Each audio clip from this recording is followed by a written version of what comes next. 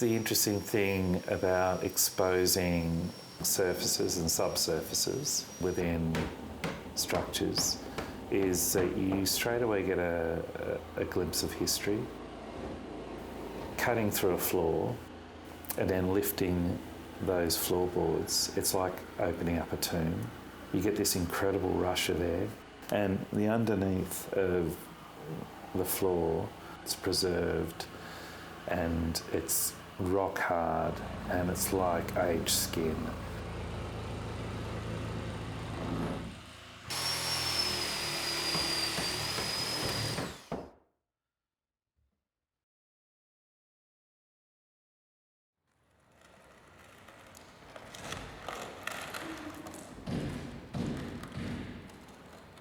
Site-specific practice is something that kind of entered my world back in undergrad days when I went through Central Australia, spent time in an Aboriginal community called Ernabella. It's the first time I saw a landscape that was so foreign to me, and then me realising that that wasn't the foreign part, I was the foreign. And so the whole thing was very dislocating.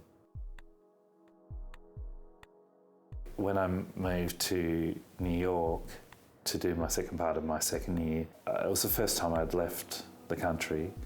The site became really important. You know, how I was to consider this new landscape that I'd come to, if I could see the different layers to it and think maybe I'm missing out on the Indigenous layer in New York, and seeing if, so I did quite a bit of research on Native American history of that area, just trying to grapple with where I was and get some sense of belonging.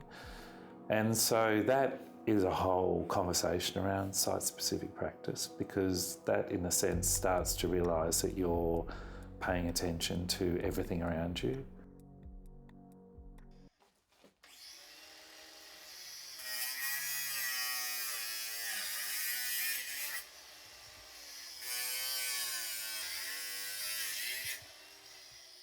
So my sculptures have, or have been known to have, a kind of fluid, organic nature that has a tension against the rigidity that it's usually known for. The initial drive there was to break the tension.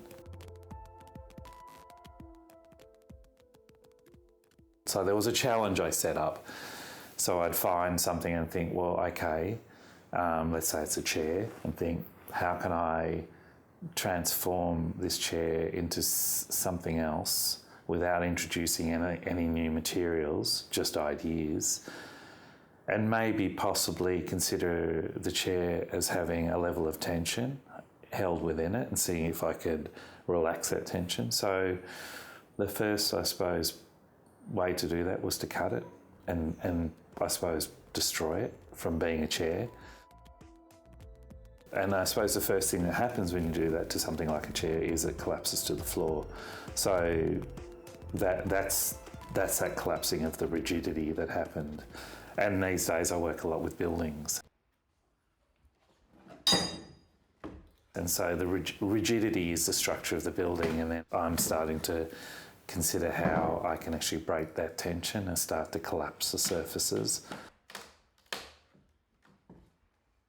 But always with a level of gracefulness. There's a poetry about how the gesture starts to occupy the space.